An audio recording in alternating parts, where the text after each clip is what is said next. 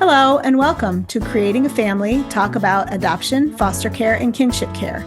My name is Tracy Whitney. I'm the host for today's episode. I'm also the host of the Weekend Wisdom short podcast that comes on Saturdays.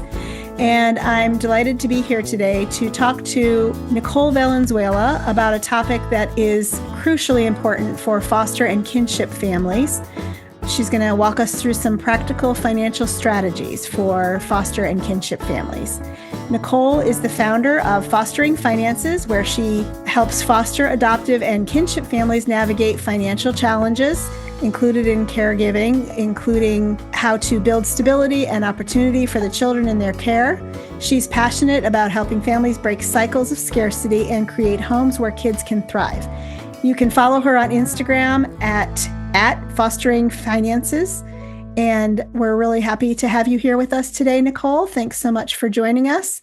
I think that a lot of families feel awkward and uncomfortable around the topic of money. It seems to be one of those things that our culture doesn't necessarily talk about well. And so our goal for today's conversation is that foster parents, grandparents, aunts, uncles, or other family members who are raising a relative's child will have some practical tools in the flow of today's conversation. So welcome to Creating a Family. Thank you. So grateful to be here. So let's start out with kind of an overview of the basic financial challenges that foster or kinship families most commonly face that you hear about in your work. Yeah. I wanted to start off by just talking about finance first, right? Finance at its core is super simple, right? You just spend less than you make. And even if you want to grow your financial health, you have only two options, right? Reduce your expenses or increase your income. Super simple, super easy, right? But in foster and kinship care, the challenge isn't the math, right? It's the life piece of it. Yeah. It's that child still showing up at your doorstep with no shoes and just the clothes on their back. And that being a financial pressure that's unexpected. There is the child that you're trying to comfort as they get in the vehicle and they're crying and screaming because they have to head to a visit with bio parent, and that bio parent is their abuser. Mm.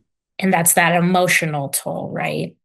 Then it's, sitting down at the dinner table and having to explain to a child why a bunch of adults make decisions for their life. It's the trauma resurfacing at an unexpected time that requires you to take time off of work for therapy visits, right?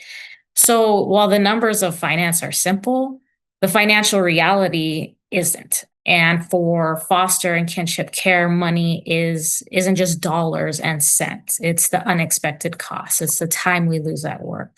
It's the emotional toll of trying to keep a child safe.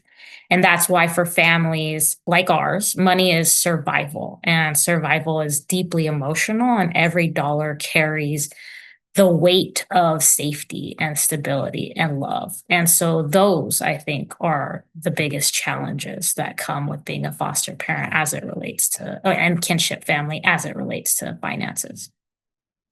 That's a really good point. The intricate tie between our lives and our money. And it's even more heavy weighted when it's a child in crisis. Yes. So based on your experience, how do these particular challenges maybe differ between the kinship community and the foster community? Yeah. It's a good question because I think financially, the challenges are on steroids for a kinship care provider. Foster parents receive stipends, we receive training and different other supports, where kinship, it's a lot more limited and the needs of the child are the same, right? Kinship caregivers don't love less or do less for the children, but the funding and policies are not designed, in my opinion, with them in mind. And I think the heartbreaking part is they don't access those funds because they may not want to, the trade off of the loss of privacy, right? The loss of time with the constraints of different meetings. And so they're choosing that love over that kind of bureaucracy. But love, it doesn't pay for the needs, unfortunately. So they're experiencing some extra financial challenges with not having the same resources. Yes, that reluctance to be part of the organized foster system as a kinship care provider can be a pro for their kinship dynamic in their home, but it can also be a con. And it can feel very stifling. It can feel very limiting, as you mentioned. And I think, too, generationally speaking, there's sometimes a deep distrust of the system, especially when it comes to private family matters. So, those are all significant differences between the two types of caregivers that we're talking about today. Absolutely. Can you talk a little bit about some particular challenges that LGBTQ or BIPOC families might face when they're talking about finances in the foster system that we maybe Yeah. don't know about or don't talk enough about? Yeah. So I think sometimes the challenges with the LGBT plus community and the BIPOC community might seem invisible, but they're really very real and they can compound a lot of the financial stressors. So for both of those communities, there is a pay gap and a workplace discrimination, which is going to often lead to less income or less stability in income, which is obviously a huge financial stressor.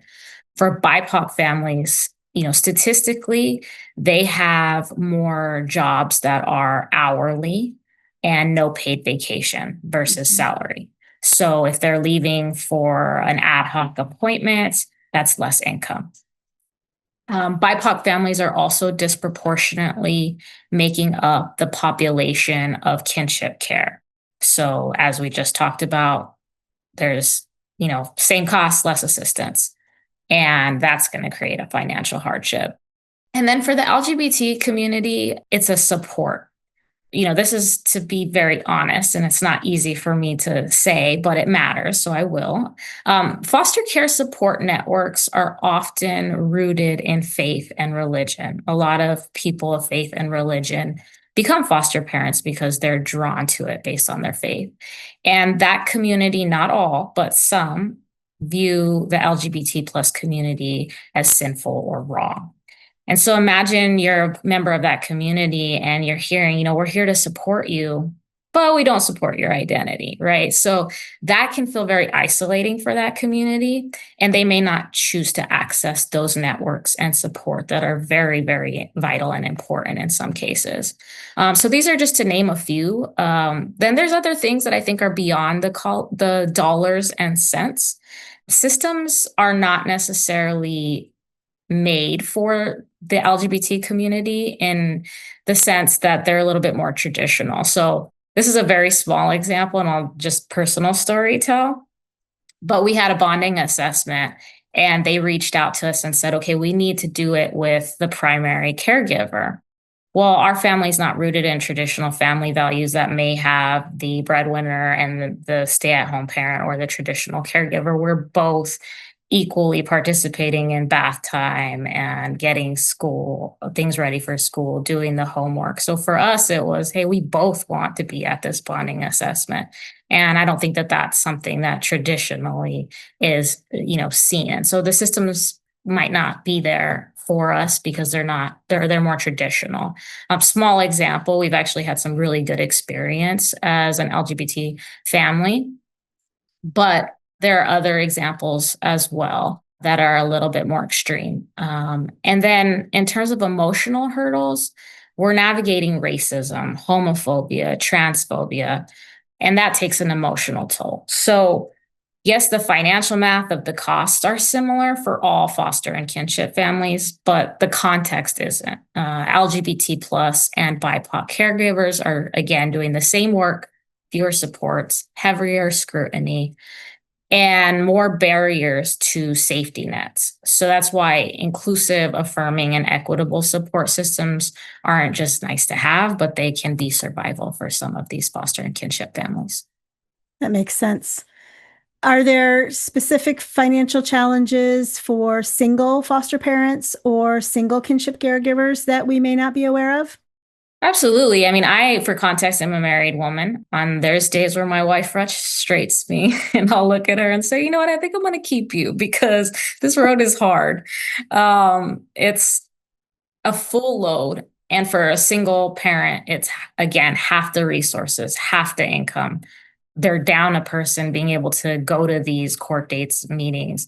And so every dollar has to stretch. And then the emotional energy from caregiving for kids with trauma can take capacity from your ability to work on your finances.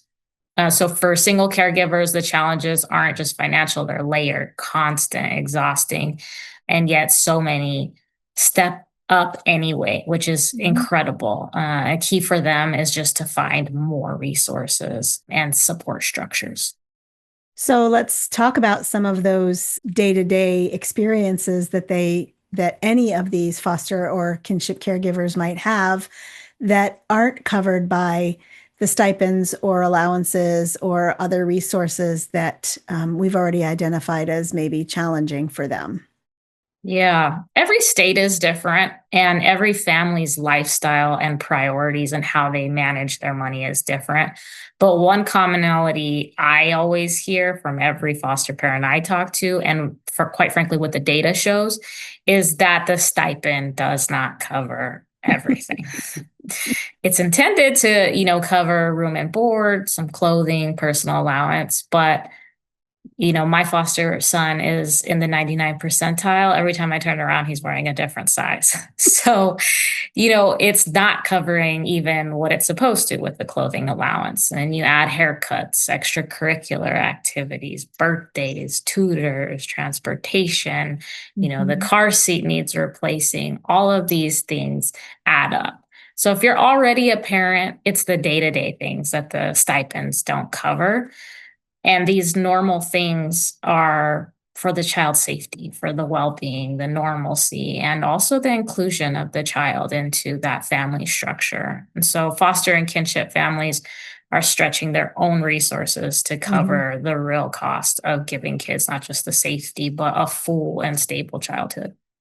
And what are some of the hurdles that informal caregivers, those are not participating in the foster system, encounter when they're trying to care for these kids and those supports and services and shoes and things like that? What are some of the hurdles that they face? Yeah, I think for the most part, it's no formal documents. So that is going to limit their access to resources in some cases. And they will struggle with eligibility to maybe get things like Medicaid or food assistance or those subsidies that foster care may get. And they're, again, having to come out of pocket on a fixed income. On top of that, the system is confusing. So there's kind of no clear front door, way to get some access to these resources. And so there's a lot of time spent on phone calls and searches trying to get those access. So it can feel isolating and invisible, even though they're doing all of the hard work of caregiving. And a little bit like Groundhog Day, because you have to get up tomorrow morning and do all the phone calls and all the emails over again. Maybe Absolutely. to different people, but same thing, different day. Yes, definitely. I'm sorry to interrupt, and I hope that this conversation is providing you with great information and support for financial strategies with your foster and kinship family. If you like what you're learning, please consider subscribing to our free monthly newsletter.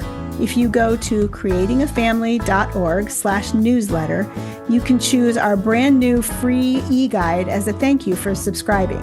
The guide is called Navigating Challenging Behaviors, and it's full of practical tools to support your child, to help them improve their behavior, and to help you take care of yourself at the same time, because we all know that challenging behaviors can wear a mom or dad or grandma down. Can you tell us a little bit about the financial supports that may be available but are underutilized for both foster and kinship families?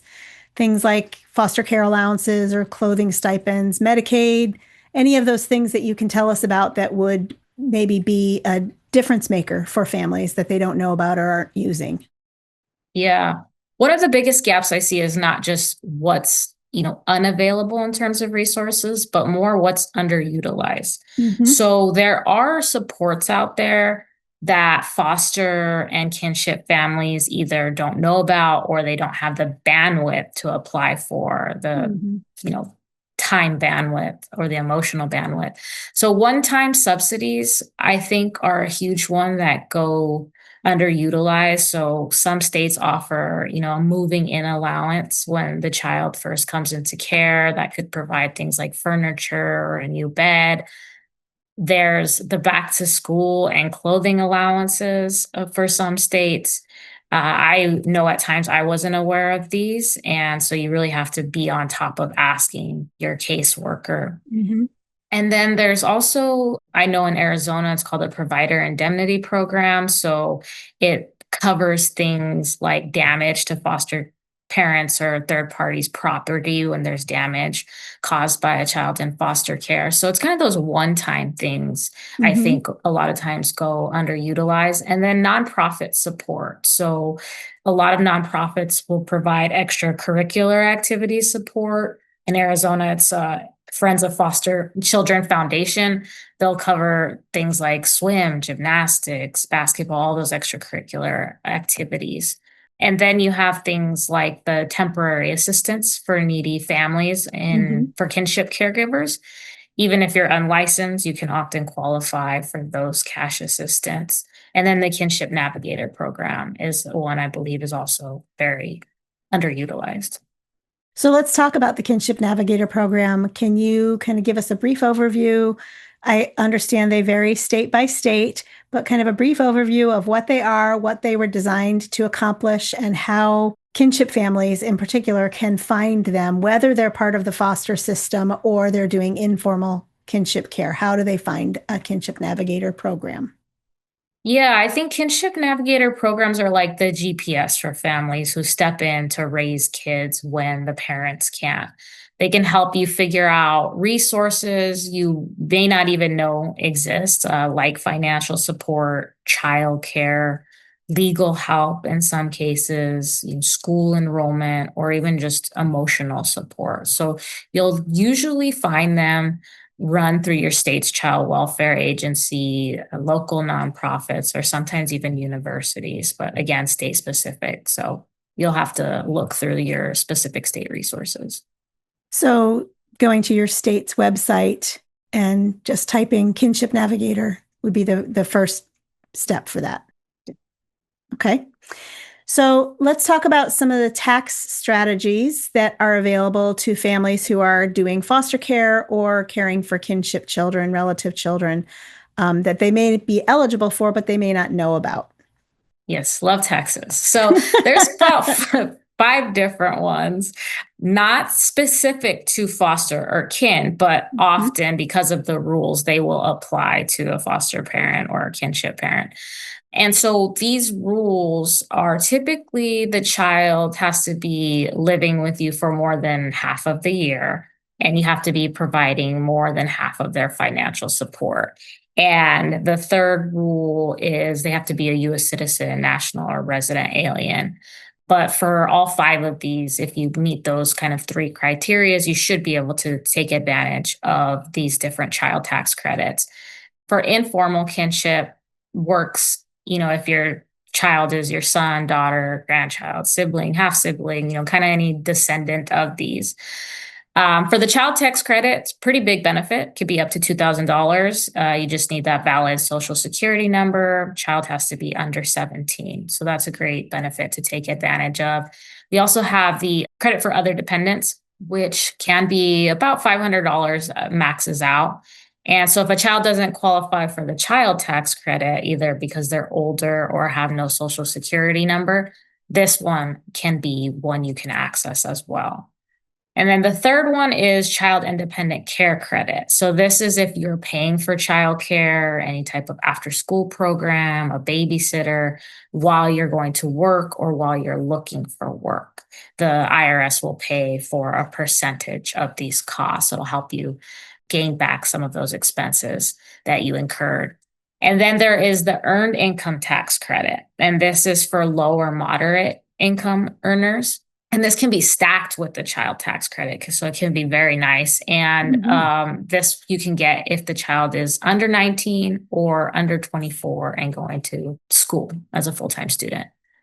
And then the last one is filing for head of household. So this is, instead of filing single, you can file head of household if you supply, 50% of the cost of your home. And this puts you in a better tax bracket. So it's better deductions and you pay less in taxes. So these are all great incentives to take advantage of. Thank you for explaining each of those so well. It's taxes is a tough topic for a lot of people, and I appreciate the breakdown of each of those. Let's bring it down to the kitchen table for these families and talk about how they can work on a small financial buffer for their family. We know that raising kids also means inevitable emergencies and crises. Falls down and breaks an arm, has a scooter accident, whatever, the financial buffer that's needed to navigate those kinds of emergencies. Yeah. So I tell caregivers to set up what I call care pools.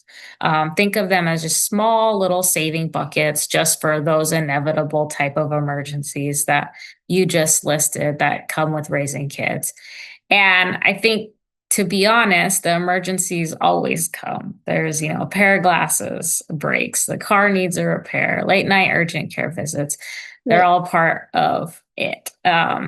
They're not rare. They are guaranteed. So we like to say they're unexpected, but we know that they have come with being a parent. The unexpected. Exactly. So here's how we make those care pools work. We first name it, right? We'll write down all the kinds of emergencies that tend to happen in your family. And then step 2 is going to be, you're going to estimate it. Do your best. It's not going to be perfect, but just estimate what those types of costs may run you. And then annually, and then divide by 12. And that gives you kind of the monthly amount that you want to just save little by little. Because again, when it comes up unexpected, that's when it shocks our nervous system and we feel the stress. But if we plan for it, it's a little less stressful.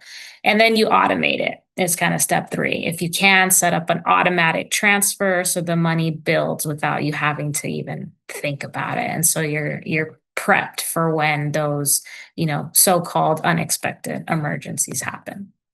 That's a great idea in general for any family, but specifically for these foster and kinship families where money can be very tight and it can feel like you don't know what's coming in, and even worse, you don't know what's going out, and it helps you track all of that more intentionally. Exactly. What kind of advice would you give to foster or kinship caregivers, again, when money is tight, around savings or flexibility to save and spend? Yeah, similar to the care pool, right? You should have other pools of money for different savings goals. Maybe it's not an emergency, but it's a vacation, it's a birthday party that are, again, going to shock your financial system once they come up. But I kind of recommend, if it's something that's going to happen within like 1 to 2, 3 years, you get a high yield savings account. And what this is just a regular savings account that's online, and you're going to earn a lot higher interest, and it's going to outpace inflation. So your money's not losing money while it's in a traditional savings account. And it's really going to help you with meeting some of those, care pool goals. Do they need a minimum amount to start a high yield savings account? Can they just start it with a $25 deposit, or? Yes, most of them do not require a minimum, and you can even just start it and you don't have to put anything in originally. Great. So that's a good option. And then one thing I also recommend around savings for foster care and kinship, and you mentioned flexibility, and I think the reason why people avoid this is they don't think it's flexible. But it is a 529 account. If you're not familiar with it, it is a savings account designated for college or a trade school, and it offers tax savings. And I think a lot of folks avoid it because we don't know what's going to happen to a child in our care. The future is unknown. But I do think this account is actually very flexible, and it's a great benefit for these kids because kids in foster care, the rate of going to pursuing education outside of high school is about 3 to 4%. And Right. so when I first thought about opening up a 529, it's like, well, I don't even know if this kid is going to stay in my care. And I don't know if, they just put some ice in their mouth that a dog touched. So are they even going to college? Who knows what their wants are going to be out in the Right. future. But the reason why I say 529 is flexible is you can transfer it. So maybe you want to go back to school. You can always change the name from a child in your care to your name in the Mhm. future. Let's say that kid doesn't end up going to school or is not college bound or trade school bound. You can transfer it to a retirement account as well. And so there's a lot of flexibility with this account, even if the child doesn't stay in your care. And I think it's a great benefit to provide a child in foster care, kinship care, and it's one I recommend. That's great information. I actually was not aware of the flexibility of a 529. So that's really good to know. I mean, I'm an adoptive family, but that's good information to know because I don't know if all my kids are going to go to college. Thank you. I appreciate Mm. that. Yeah. Let's talk about some simple budgeting or expense tracking strategies that will help foster and kinship families get a handle on their finances and start to implement some of these strategies that you've already discussed. Yeah. So if you're a foster kinship parent, you're constrained for time, right? One of the simplest strategies I share, especially for this demographic who are strapped for time, is what I call a 3 bucket budget. And it's quick, it's simple, and it works. Bucket one is your fixed bills. They don't change month to month. They're your rent, your car payment, insurance. Write those down and total them up. That's going in your bucket one. Your bucket two is going to be your day to day spending, your groceries, your gas, your eating out, things that come up each week. This one's the bucket that nobody knows how much and they kind of don't know when it's going to happen. Bucket three is your what we sometimes call again emergencies, but they're inevitable expenses, things will happen. Getting your oil changed, your tires repairs, the birthdays, the back to school shopping. Kind of add what those costs are up in a year. Again, divide by 12 and save that amount monthly. So this can feel predictable to your finances. And then here's how it works in practice, right? You're going to take your income, your paycheck, whatever it is you bring in, and you're just going to subtract bucket one and bucket three, your fixed bills and your inevitable expenses. And then whatever's left is your bucket two. It's your day to day spending. Now, again, we said we're strapped for time and resources. So we don't want to be tracking every single dollar. We don't want 20 categories of a budget. We just need to plan for that bucket of the day to day and kind of budget this out by paycheck. What am I going to do with this money for this paycheck? So it's not fancy, but it's definitely doable, and that's what kind of matters when you're strapped for time and energy. Yeah, that simplified, streamlined perspective can just take a lot of weight off of the shoulders of foster parents and kinship caregivers. It can also alleviate some of the stress that comes in the conversations that you have to have with your partner or with your spouse. Because money, again, depending on your family of origin or your partner's family of origin, money can be a really tough topic to talk about. And kind of simplifying it down to these 3 priorities can, I would imagine, alleviate so much stress and so much of the unspoken things that happen around the way we think and feel about money. Yeah, definitely. I think it's a useful tool. So, what are some low cost ways for foster parents or grandparents raising grandkids to meet the kids' needs, like sneakers? Junior hires are all about the brand names, that kind of thing, but still preserve both their dignity, because it can be very humbling to not be able to provide what your kids want, even if you're Yeah. able to provide what they need, but also preserving the kids' dignity. Yeah. I think one of the biggest worries for foster parents and grandparents raising grandkids is, how do I stretch those dollars without making the kids feel less than? And dignity can matter as much as dollars. But low cost, I don't think has to necessarily mean low quality. Facebook Marketplace can be a good resource where folks are maybe like me, where they're kids in the 99 percentile and they're just rotating through these things, and they can be name brand and the kids just grow out of them. And so they're in decent quality. Community swaps and buy nothing groups are great resources where the kids are able to kind of pick out their clothes and has more of a shopping feel to it than, a hand me down that they're just given.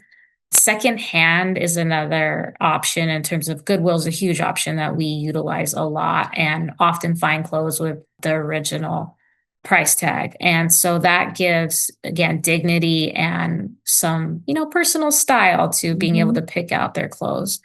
Again, every state's different, but the Foster Alliance in Arizona, where I live, has brand new clothes. So that's going to be great for preserving that dignity. I also advocate strongly for community resources being framed as an opportunity. There's a lot of stigma around some of these places. And I know from firsthand, my parents lived off of a lot of government resources early on in their life, and they got their very first job interview with suits from Goodwill. And they were like, I'll be damned if you use Goodwill because we worked so hard so that you didn't have to. And so when I got my foster placement and started shopping at Goodwill, my mom was like, what? You don't have to do that. You have the resources. But it's reframing it that, yes, I'm going to use these resources because it frees up my money for more enrichment activities, making memories. And so, this is a reframe that I think needs to happen. It's not about not having the resources for the clothes, but it frees up more money for different things. Yeah, it helps you be in control of your priorities. Exactly. I think another resource that could be accessed would be partnering with another family, maybe whose kids are a little older than yours, or family who's with kids a little younger than yours, and doing some clothing swaps with them. A lot of times, especially junior high and younger, kids don't mind hand-me-downs if they come from people that they know and like or love. And I know my family relied a lot on hand-me-downs as a kid growing up. And if it was a jersey from my cousin versus a jersey from a stranger, I was more apt to wear the one from my cousin. And I think partnering with those families in those ways, it's not just about the actual goods that are swapped. It's also about the sense of community and belonging, and your kids seeing that there are other families like yours out there and that we're all in this together. Definitely. Thank you for pointing that out. I definitely remember having a cousin I had admired that I'd rather have their clothes from. So yes, that's also a great resource. So, speaking of community resources and building that sense of community, what are some other kind of community level initiatives or organizations that you are aware of that will support foster families or kinship families? Yeah, I think another option is, community closets and food banks that are child-centered. Again, every state is different, but Howlett's Hope Chest in Arizona, they don't just hand out items. They create kind of a boutique style experience where kids can pick through the list of items that they need. And that shifts kind of, again, the presentation preserves the dignity and makes it feel like shopping and not charity. And finally, like shared services that give caregivers breathing room. Some local nonprofits and churches organize meal trains and tutoring help and, respite or babysitting. So those may not show up on a financial spreadsheet, but they're priceless in terms of preserving both caregiver well-being and the kid's stability as well. Yeah. And when you're giving kids the opportunity to have a voice or a choice in what t-shirt they're wearing to school and where that t-shirt comes from, it's communicating to the kids that they matter and you see them and you see that this could be a hard thing for them, but it's also an opportunity for them to express their feelings about it and kind of express their identity as they're doing it. One of the things that's real important is access to websites that you can kind of dig through to find organizations like these. So if you have a church in your area that is known for its food bank, check the website and see what else they might offer. And if you do take advantage of the food bank, talk to one of the organizers of the food bank and ask them what other resources in the community they're aware of, because a lot of these organizations, like faith-based organizations or community-focused organizations, they network with each other and they're well aware of what other resources families need and where families can go to get them. So start with the websites and then move from the websites to the, face-to-face conversations, if you can, with the organizers of those organizations and resources. Yeah, it's great advice. One more interruption, if I may. I'd like to tell you about our library of free courses. Thanks to our partners at the Jockey Being Family Foundation, we are able to bring you 15 courses for free. They are online. They offer a certificate of completion at the end if you need that for continuing education. And you can go to bit.ly/JBF support. That's bit.ly/JBF support and see all 15 courses. You can take all 15 if you want, or you can just take one or two that apply to your family's situation. I hope that you would be willing to share that with a friend if they're beneficial to you. And I'll see you back at the end of this show. Thanks so much. So how do caregivers decide which financial strategies they need to devote their time and energy to focusing on first when they first get a new placement or when they are welcoming a grandchild into their home? Kind of on a spur of the moment, it's not necessarily something they planned for. Where do they start? That's a great question. Where do I even start? There's so many financial fires to put out. The key is to focus on what's going to give you the most stability and peace of mind first. And that could be different for many people. I think, again, finding resources is really going to help with just helping you feel supported. And there's a lot of gratitude that comes with feeling supported in the community. And it's going to, shave off a lot of expenses for you when you find those resources. But beyond that, it's covering emergencies, right? Building those small buffers so that these incidents and emergencies, when they happen, don't derail everything for you. And then I think the second one is securing the essentials, making sure your rent, food, transportation, childcare, that's all budgeted for, because what we're doing is creating stability for these children. And so we need to make sure that those essentials are covered. And then it's tackling, debt or savings next. Once the basics are stable, start paying down those high interest debts or saving towards a next priority goal like school shopping or long-term, savings. The point is you don't have to do it all at once. Focus on what keeps, the roof over your head and reduces stress today is going to be the most important for your family. When you feel more stable, you can focus on the future of building toward the tomorrow. That's great advice. Starting today, focus on what you can manage and handle today. I heard a kinship provider actually just last night was talking about at the beginning, all she could do was think about the next meal that had to go on the table and the next diaper that had to be changed. And after about 2 or 3 weeks of getting her feet on the ground with those basics, then she was able to say, okay, what financial resources do I need? Where's the gaps?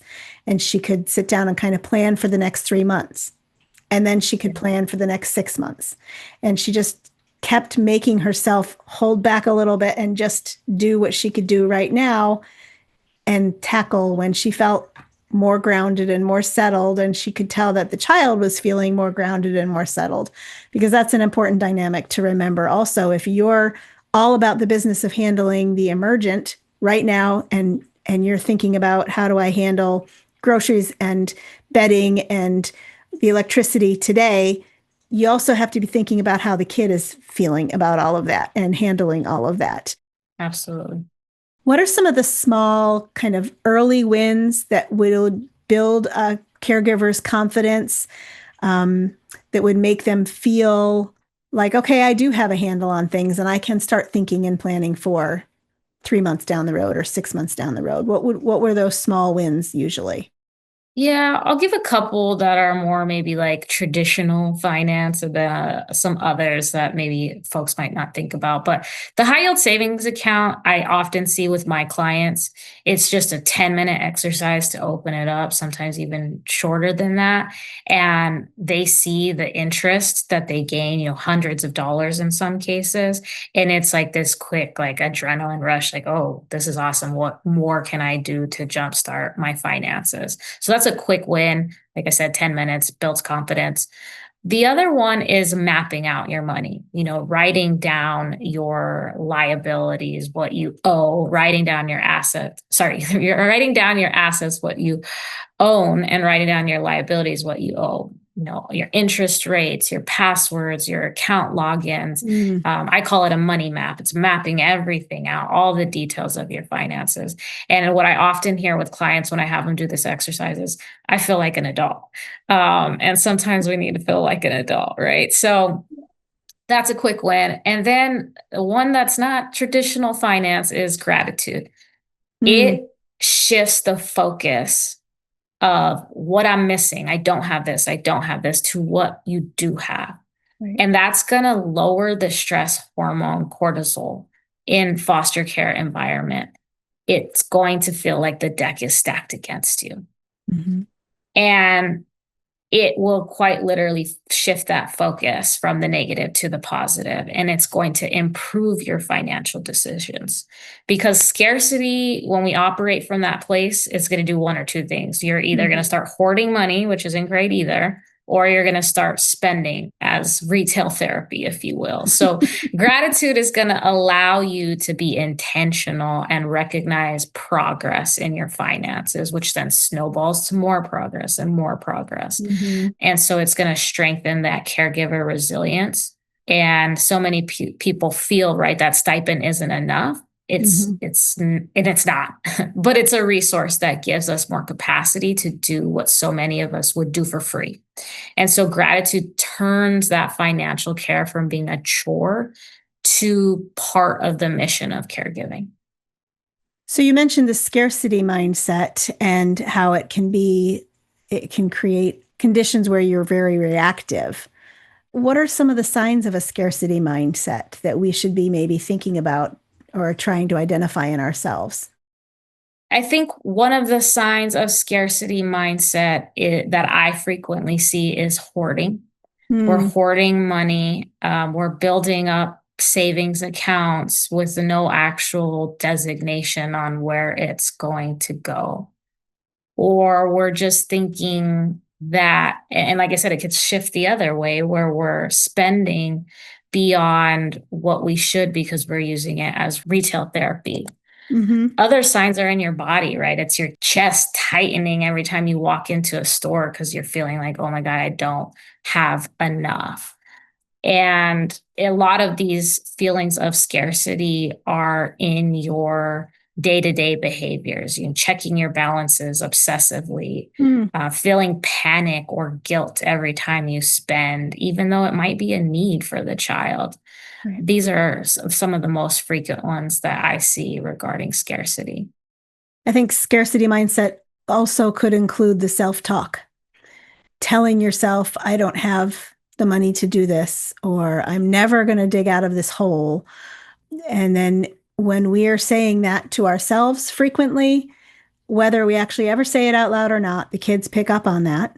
And the last thing we want is for our kids, whom we've taken in under this crisis situation, to develop their own scarcity mindset. And so self talk is a really important thing to think about when you're struggling with scarcity mindset. Yeah, like you said, Tracy, it doesn't always go to self-talk, right? It's going to come outwardly. And what I have to be very mindful of is I don't say, oh, I don't have the money for that. We don't have the money for that. That's not in our budget. What I try to say is it's not our top priority. Mm. Because you don't want to keep telling children like you don't have the money for that. It creates that scarcity mindset.